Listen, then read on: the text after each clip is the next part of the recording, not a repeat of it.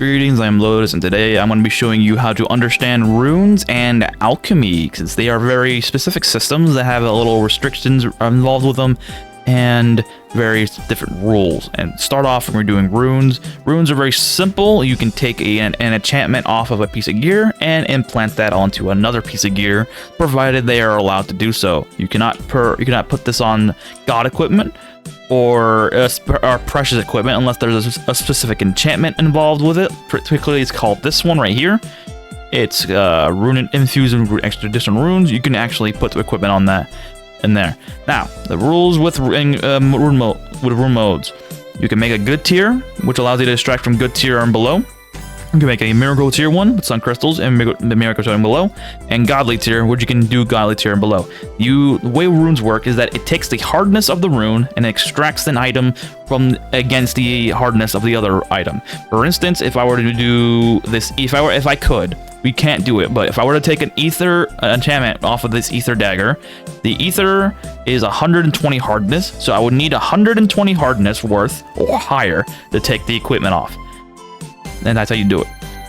You can do that. You can take the equipment off, and you can transplant it onto another piece of equipment without restriction, unless there is some restriction, but most of the time there is very little restriction. I'll talk about the restrictions in a minute. Where you get these crystals at? Amount of crystals are from level 40 and above dungeons or zones. It could be in the snowfields and in the grass areas. You can get these as well from by harvesting the walls, but they're very rare. Same thing with sun crystals. Sun crystals are from level 25 zones or dungeons and higher, and earth crystals are from level 10, and level 10 and higher. These are pretty easy to get. If you go into dungeons level 40 or higher, you can get all three of them all at once. Granted, if you're lucky, because the way you can do them is you harvest the walls in the dungeons, and they have a chance of dropping. Same thing when you drop gold bars as well. Now, to do the rune mode stuff, there's some restrictions involved, particularly about weapons and resistance weapons, specific enchantments, and enchantments that you cannot take off, and enchantments that are only allowed on specific resistance stuff. For instance, this piece of equipment, the Ether Dagger, has 100 levels of pursues targets that evade. This is called, I believe the enchantment is called Frustration. You can extract this from any other gear that has it. Can I get my chest, please? Thank you. I believe there's some other ones that have it. Anyway, we can do Shockwave. Shockwave works too. You can take this off and implant it on another weapons that you have. You cannot put this on a piece of armor or shields or boots or even your lantern. You can only put this on weapons. Same thing with weapons that have damage types. Damage. Let's see. Let's try mind. I have a few. I have mind damage. Like this one. This one, you can't take this on off, but I'm using it as an example. This has mind and nether damage. Damage types are only allowed on weapons and weapons alone. You can take these off right down here, but they're not necessary. But the damage types you can put on weapons only. And now another restriction is going to be resistance types. You can take resistance off of the material off the weapon and implant it on another piece of gear, so long as the gear does not have enchantment on. Say if I wanted to put fire resistance on this crystal mallet, I could not do it because it's crystal and it has sound resistance already implanted on it. Now, if I were to put it on, say, something like this made of pearl. Pearl material gives you perception bonus, not a resistance bonus, so you can implant a resistance rune on here and make it work. And you can do that with any gear, so long as it has no resistance. And there's some types of enchantments you cannot take off, particularly speed. You cannot take off speed. Speed is limited to only spirit cloth, ether, quartz, sand, and I believe any other special gear that might have speed. But there's not that many. You cannot take off travel progress. Travel progress is specifically only for 7-league boots, and I believe the special ring you get from Fiamma if you pick the correct option. And lastly, you cannot take off anything that gives you extra range on your melee weapons, like on polearm. Polearms are specifically going to have this as a special bonus, and it's only for polearms, so you cannot take that off. Now, another thing to remember is that you can also implant runes on things that already have the levels, but actually, no, you cannot plant. No, I'm so forgive me.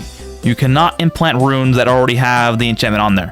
Say I wanted to implant an enhanced attack accuracy rune on this, and it already has level 24. It would not work because it already exists. It would not override it. Now, you can also make your own runic gear, which is very special because you can actually make the very good non-combat sets like cooking and all that stuff, and have it all in one instead of carrying 3 inventory spaces worth, kind of, sorta. But the rules that I mentioned here also apply here, so you have to be very careful. Same thing when if you're so desired to make a weapon of your own, you get the rune rules apply here as well, so you have to be very careful. Now, we're gonna move on to potion making. Potion making is very good, but it's very, very complicated and in some of the stupidest ways, but it's very necessary to know. There's only 4 potions, 5 if you really consider it. There's only a couple potions you need to be keep in mind for. That is healing potions, infravision potions, sleeping pills. I mentioned healing potions. Weaken resistance potions and water breathing potions. Those are the only ones that have any sort of value, because these are the ones that have have an effect no matter what level you're playing at. So, how do you make healing potions? You quite literally just take a blue herb, or you have neutralizer. I'll explain how to do that. You have a neutralizer with a healing effect on, and it allows you to make the potion related to it. Now, the herbs are important because it's a lot of times it's actually better to have low-level herbs, because there's certain restrictions on how things are. Because the way the potions work is that it takes the effect level between the different items and it combines it on. Now, if I were to, but it works in order. So whatever the highest level is here, this will be the thing that works out. If it's higher than this the effect on this item here cancels out. And if it's higher than this effect cancels out. Only this will apply. So this is pretty easy to work around with. There is some restrictions that do it. For instance, right here, I can make restore mind potions with this purple herb, but if I were to change the thing, it still wouldn't work. However, since it's 3 is lower than 4, however, if I were to make it to a red herb, I get water breathing. So the effect of the first item influences the potion before the next item. You have to have higher and higher and higher to work around with. For instance, copy fee, right here. And you have to be very careful making potions with the green herbs, because the green herb effect here on the healing effect does not level up as you level up the herbs. It's still good to level them up just to have extra, but you don't need them. So that's why when you do a green herb here, it's minor potions. But if you do it with this, it's a critical wound potion, because it's level 7 healing. It's good to know. Now, how to make water breathing potions. It's actually very simple. We're going to be using this neutralizer here that has copy fee, because coral wood, coral wood right here has 2 effects, air and price modifier. And if you were to level up your coral wood, it would actually make both of these level 7. And as I explained before, the predating material influences the next material over and over again. So for instance, if I were to make the neutralizer with copy fee, this is what you would typically get from if you were to use a hemp potion bottle, which is not that hard to get. You just need it, especially in the base game. You can get it via the moon gates, or you take a fragment and hope and pray you find a hemp hammer, and then take the hemp hammer, make the fragment, and make your own potion bottle, and have Kettle dupe it. As you can see, these are all duplicates that I saved up for a while. But the thing is, when you make it with hemp, the hemp actually has negative price modifier, but that's not how the game sees it here. The game will see it as a neutral arbiter of the number. So you can take this as a +2 for whatever reason. That's what you can do. You can make this cancels out, it doesn't matter, but this also cancels out. You have 9 levels of copy fee price modifier here, and this will override a level 7 air modifier on the coral wood. How do you circumvent this? By changing the bottle to a bottle that has air modifier. You can get this by making mica, coral wood fragments as well, and I believe there's even there's more material that have air, but mica and coral wood's easy to get, and that's how you can circumvent the air problem. The air problem here would change things, and now you have more air. This, I believe, if you do this with this method, or I believe if you do like this, you get +9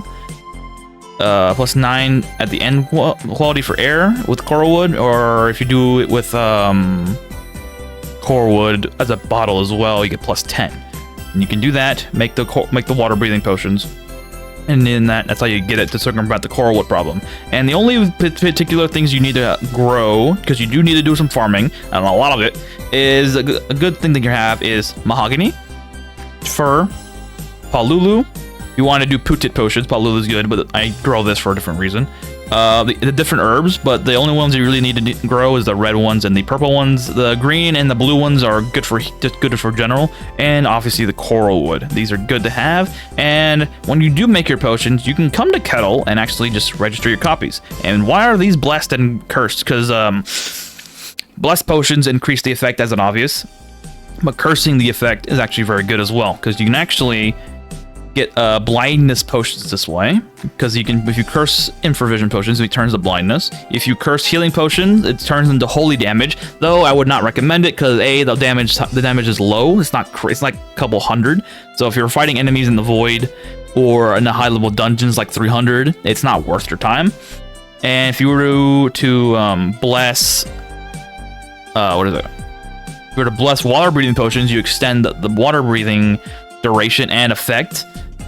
No, you increase the effect and extend the duration, which honestly is good, because water breathing does two things. It makes sure that you're not drowning, obviously, but B, it increases your swimming skill. And if you get high enough swimming skill, you actually get a speed bonus in the water, which is very powerful. I believe at 110, I think it was 100 levels or 110 levels, you get 10% speed boost. And this this compounds if you have a mount and a symbiote. So you throw these potions on your pagoda tower of awesomeness, essentially, just so you can make sure that the effect lasts.